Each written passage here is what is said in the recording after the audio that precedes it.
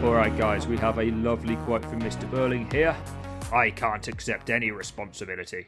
If we were all responsible for everything that happened to everybody we'd had anything to do with, it would be very awkward, wouldn't it?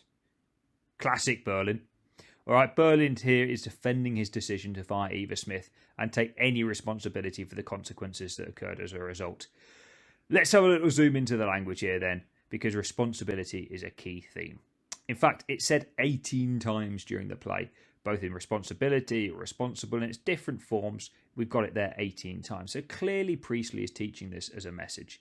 And we know the older generation refuse to accept any responsibility, whereas the younger generation are more open-minded and they grow to learn that their actions have consequences.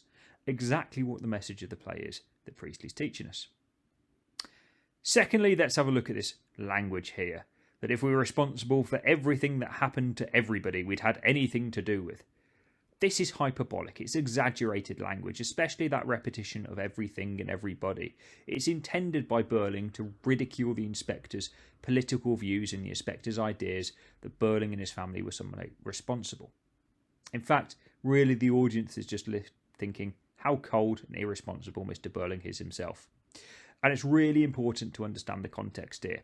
Have a read of the context box at the bottom, because in 1945, Britain elects its first ever socialist government, the Labour Party, in a landslide victory, kicking out the previous Prime Minister, our war hero, Winston Churchill.